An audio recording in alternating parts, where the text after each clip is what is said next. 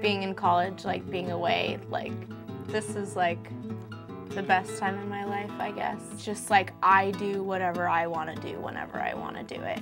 My first couple of days in the dorms, Yeah. it was like I would go to bed at 2 and I thought, oh my God, I am a rebel. Yeah. But like when you first go, like you do things that you never would have done before. But I mean, you realize eventually that it's fun, but you have to be responsible about it. I don't know, I'm definitely scared for college to be off on my own, trying to like remember to, when I'm gonna be going back on my medications, like for pills, trying to remember to take them. Especially when you're independent and you don't have someone to look over you, it's really your responsibility to kind of control your life.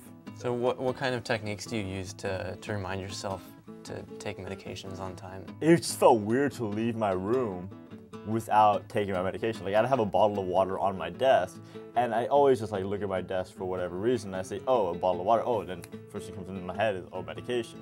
It just becomes a habit. It's like when you see your toothbrush in the morning, you go brush your teeth. I guess I feel like visual cues when it comes to taking medication isn't enough for me, because it's like the water bottle example. I may not necessarily see that when I'm supposed to take a medication. So I tend to use like alarms on the phone, or I just like try to put them in a spot like in my kitchen that like if I'm going to get food, they'll be like sitting right there and stuff. I think it depends how close you are with someone before you can tell someone. Like you have to have a certain level of trust in how you think they're gonna react, whether they're gonna be understanding or whether they're gonna shy away from the factor. I like had a pretty serious boyfriend like younger in high school, so it was still kind of like a big part of my life.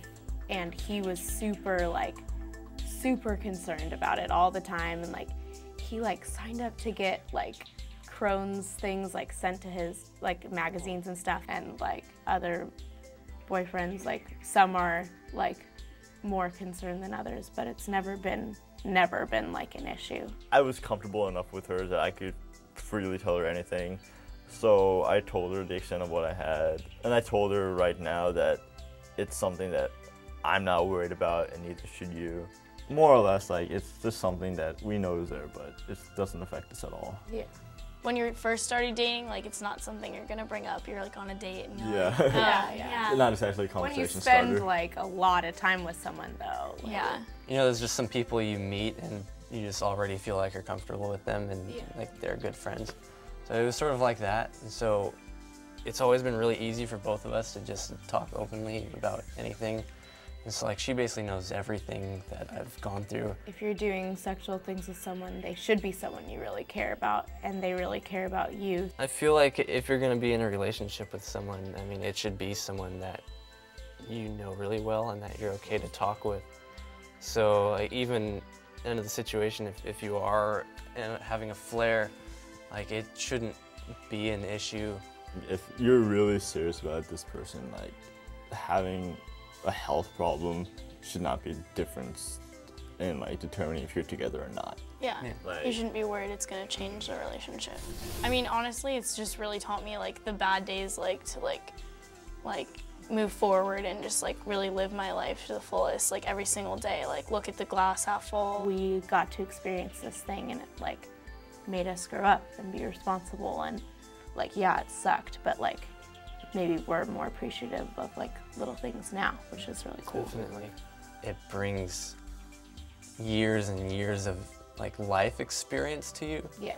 I think just because of this whole situation, like I'm like a really strong person. I'm like almost grateful that like I've been able to like experience that, and maybe like because I know that like touch other people with like my insight on like don't sweat the small stuff, like it's not worth it. Like this disease is a part of your life, don't forget it, but just remember that it isn't your life.